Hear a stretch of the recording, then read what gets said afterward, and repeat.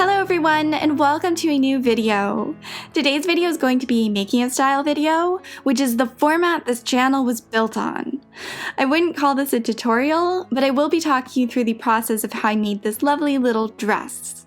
This dress is actually one of two garments which will be paired together to create a 1915 style evening gown. This video focuses on making the underdress, and next month I'll have another video focusing on the overdress. And both of these videos have been really kindly sponsored by Skillshare, so a huge thank you to them. I will leave a link to them in the description box along with my main reference photos for this piece. Though I did use a few specific references, this part of the costume was inspired by vintage ballet costumes just in general. I picked a brightly colored china silk for the overdress and 3 light peach tone materials for the underdress. I'm using polyester satin as the base and a mixture of French net and lace to add texture and an airy quality. You'll also see some silk ribbon and sequins make their appearance throughout this project. But before I could use any of the pretty fabrics and notions, I had to drape the dress pattern. I've gotten a lot of requests to do a draping tutorial over the years, and maybe I will at some point, but my technique is kind of lazy, and I don't think I'm the best person to instruct anyone.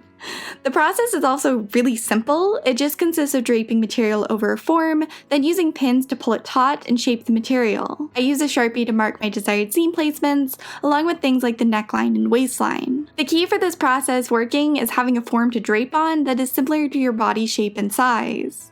My dress form doesn't match my measurements exactly, but it's close enough that I can drape on it and make minor alterations to the pattern when transferring it to paper. I also make mock-ups for everything and can correct fit issues there too. If you can't afford or find a dress form, or just want a more reliable technical method for creating patterns, the process of flat drafting might be for you, which you will definitely never see me make a tutorial for since I'm really not that great at it. However, this is a great tie-in to today's sponsor. As I said, this video and project in general is sponsored by Skillshare, which is an online learning community. They have thousands of classes available on a huge variety of topics. So whether you're interested in improving your business, website, graphic design abilities, drawing, photography, or videography skills, they definitely have something for you. They even have some on sewing and pattern making, including really detailed classes on draping basic garments and slopers.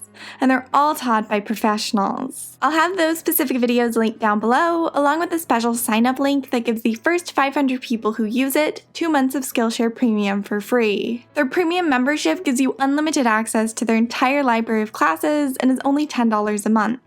So if any of that interests you, then I really encourage you to try it out.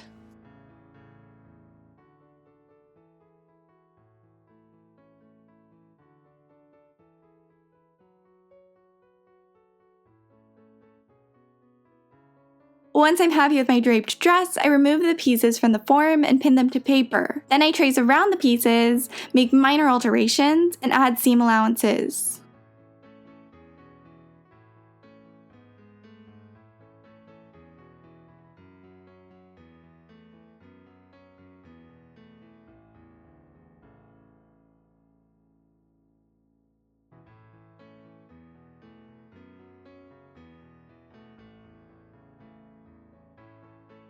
At this point, I used my pattern to create a mock-up, then made a few changes to the pattern to improve the fit.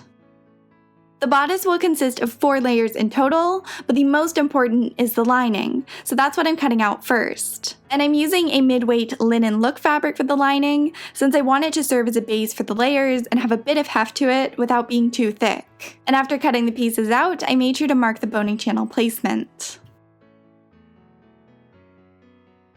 Boning channels should be sewn from twill tape, which is this stuff, but I didn't have enough, so I'm using satin ribbon instead.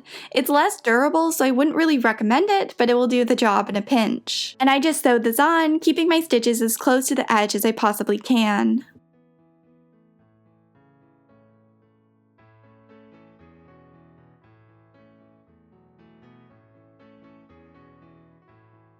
I ironed out any wrinkles and puckers, then pinned the 2 side panels to the front panel. This bodice only has 3 pieces, so it's pretty easy and quick to put together. At least, this part of it is. I sewed them together with a 1-inch allowance, then ironed the seam allowance open, and I top stitched 3/8 of an inch away from the seam on either side to form more boning channels.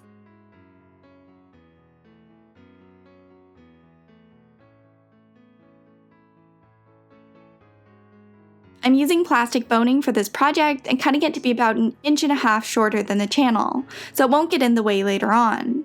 It can be cut to the right length using scissors and filed down with sandpaper. And the point of this boning is to prevent the bodice from wrinkling or riding down. It'll also help the bodice form to my shape since it's going to be very fitted.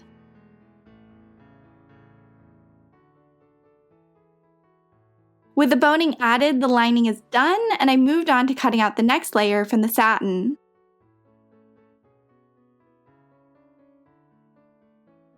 I laid my lace fabric on top of the satin bodice pieces, then cut the lace to match their size. I repeated this process with the French net. This way the pattern of the lace is still visible but slightly diffused.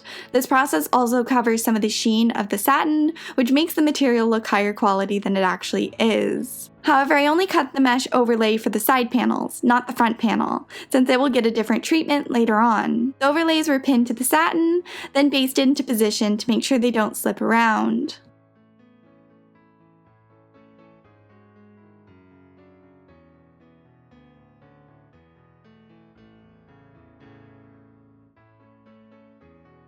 I used pins to transfer lines marked on my pattern onto the fabric. These lines indicate where lace trim should be placed.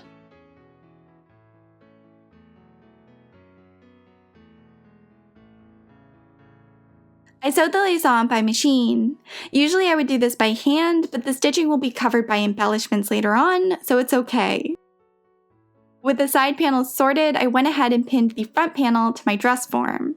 Then I cut a large rectangle of mesh material and pinned it along the top edge of the bodice. I used my fingers and pins to gather the material towards the waistline.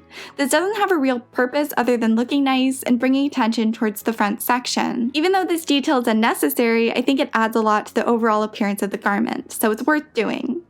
After removing it from my dress form, I trimmed the excess mesh away and stitched around the edges of the piece to keep it in place. Then the front piece was stitched to the side pieces. I ironed the seams lightly, then pinned the top layer of the bodice so its edges were level with the lining and the right sides were facing each other.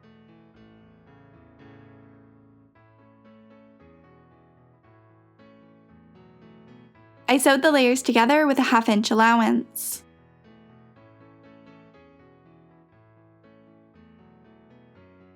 The bodice was turned the right way out, and I used pins to line the edges of both pieces up. I also pinned the layers together at the seams and where the lace was placed.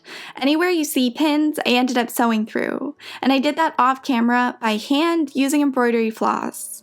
This way the layers won't shift around and the stitching adds a bit of, you guessed it, texture. The tagline of this video should be textured for your viewing pleasure. With the layers combined, I decided the lace needed some embellishing. I'm using 3 different types of sequins for this, which were all sewn on by hand in a random pattern. And this was repeated for all the pieces of lace.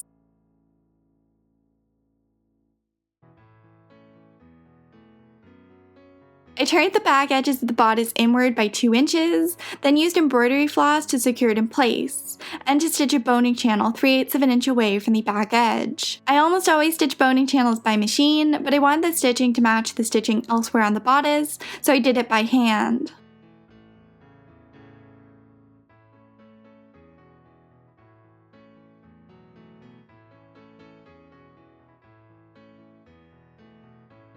Then I added boning to the channels and used a ruler to mark the eyelet placement down the back.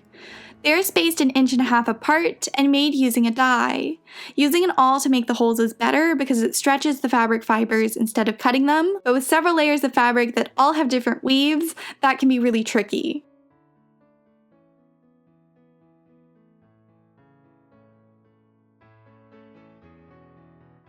After punching the holes, I sewed the eyelets by hand, and I used 3 strands of embroidery floss and whip stitches until the hole is densely covered.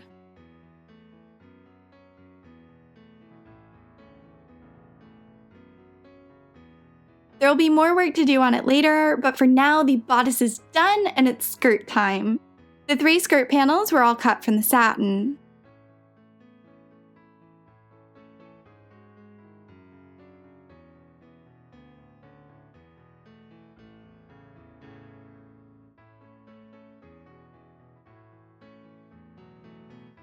Then the pieces were pinned down the sides with the wrong sides facing each other.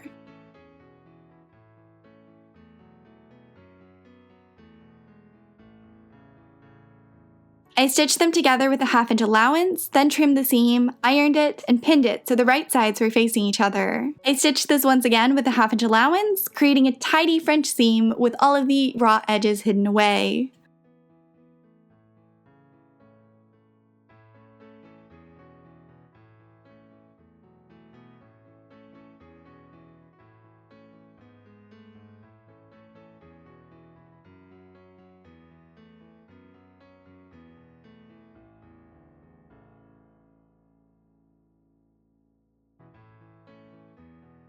I used a ruler to mark the ruffle placement on the skirt, which was 8 inches away from the hem.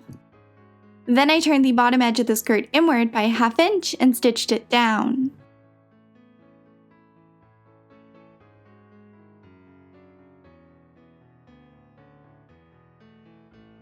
That edge was turned inward again, except this time by 3 inches to create a wide ankle grazing hem. Except the hemline was too long for the ruffle to stand out, so I cut it to be 3 inches shorter, and then repeated those last few steps. And now I'm stitching it down. I'm doing this by machine and not worrying about it looking too pretty since there's going to be a ruffle covering it. That whole process was pretty quick and led to a pretty boring A-line skirt outcome. The real fun has to do with the overlay. To pull this off, I drafted a pattern with large scallops. Then I folded the mesh several times over so the 4-yard length was the same width as my pattern. This way I could cut them all at once instead of repeating the process several times. I also cut off any excess and incomplete scallops.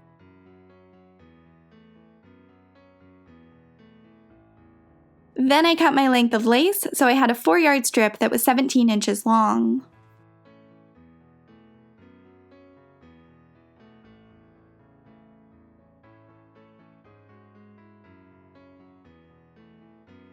I also cut 2 6-inch wide strips, which will create a ruffle for the hem of the skirt. You know me, I had to fit a ruffle into this project somewhere. I pinned the layers together with the mesh overlapping the lace, and I made sure the lace extended slightly past the highest point of the scallop so I wouldn't have to worry too much about things slipping when sewing. I stitched the pieces together, very carefully, by machine, staying as close to the edge of the mesh as I could.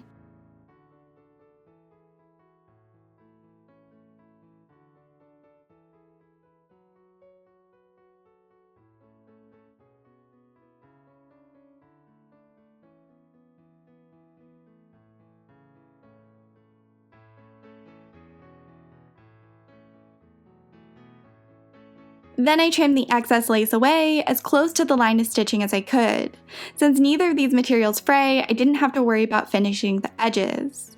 Instead, I worried about cutting through the mesh by accident, since these materials are so sheer it was difficult to see and feel what I was cutting through. This piece will be gathered later on, but that's about it for the overlay. So I got back to work on the base layer, which really needed its ruffle. I made this from 2 strips of lace, which were stitched together, then gathered down to be half their original width. I did this by eye, with the stitches placed a 1/2 inch away from the edge of the lace.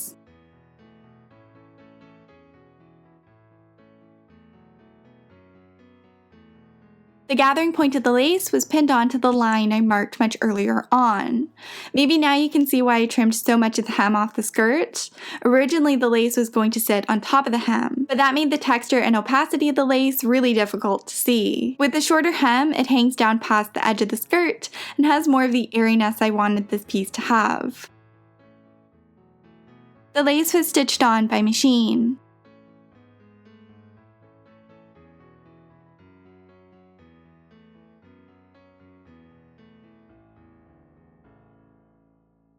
The top edge of this was gathered down slightly so there's more volume in the back half of the skirt, and it matches the width of the bodice.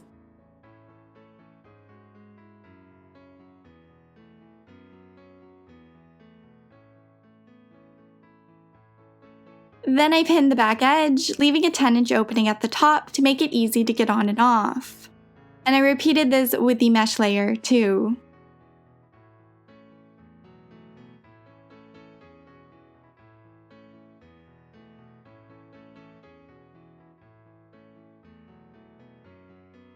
Now the overlay is placed on top of the satin layer, and I lined the back edge up first, then matched the center fronts. Then I began gathering down the top edge of the overlay, and this is just gathered on the sides. The frontmost 6 inches are left ungathered to vaguely hint at the rope style, which was popular in the early 1920s. So I'm gathering each side independently until the top edge of the overlay has the same measurement as the satin layer. Then I pinned the layers together across the top edge and stitched across it by machine to secure them together. I lined the center front and center back portions of the skirt up with the bodice, then pinned them together with the edges even and right sides facing each other. They were sewn together with a 1/2 inch allowance, then I covered the raw edge with lace seam binding.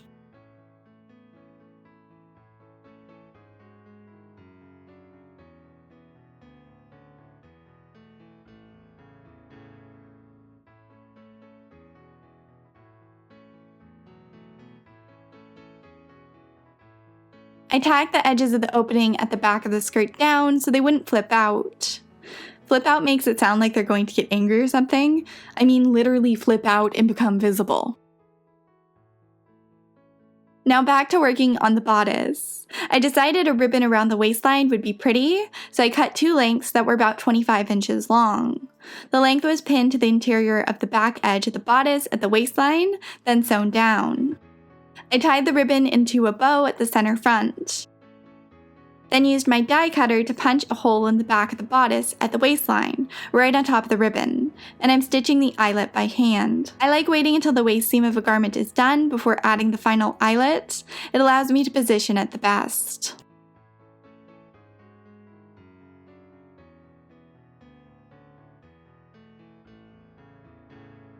At this point, the dress looked really pretty and could have been done, but I decided to add an overlay with sleeves.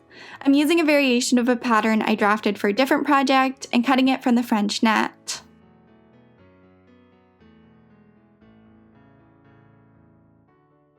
Then I turn the edge that faces the neckline and the bottom edge of what will be the sleeve inward by 1/4 inch and basted them down by hand.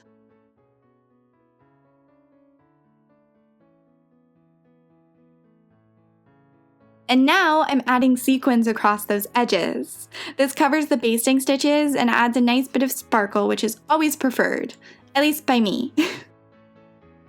I love sequins, but they can be a little fiddly to stitch into delicate fabrics like mesh or lace. So I always pinch the fabric between my left middle and pointer finger, then use my left index finger and thumb to hold the portion closest to me. This keeps the fabric taut while I sew and prevents any puckers. But you will get a hand cramp after a while. I sewed a sequin seed bead border into 8 yards of chiffon the other day, and my left hand was basically a crab claw for the next day. It was like the episode of Friends where Chandler plays too much Pac-Man. I kept on sequining. That's definitely not a word, but I'm not sure what would be a better word to use, until the edges were completely covered. Then I pinned the side seams of each piece.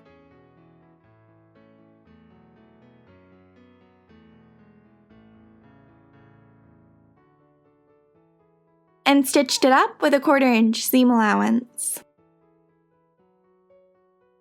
I turned the bottom edge of the overlay inward by a 1/2 inch and pinned it to the waistline of the bodice. It was stitched on at the waistline with whip stitches and a couple tacking stitches at the neckline just to keep it in place. With that done, I tied the bow up once more and the dress was done. I think it looks a little bit like a Mother of the Bride dress, but I also really like how it turned out. It's very feminine and floaty and definitely suits my inspiration. I had a lot of fun adding the little details to this with the lace trim and sequins, and I enjoyed playing with the fabrics and layering them to create different textures. The length and shape is very true to the later 19s, and I'm excited to see it paired with the overdress. I think the brighter tones in that piece will really make this pop. If you're interested in seeing me make the second piece in this ensemble, then I hope you'll stick around and subscribe. And if you enjoyed this video, then giving it a like and a comment really helps me out. Thank you so much for watching. I really appreciate it, and I will talk to all of you very soon.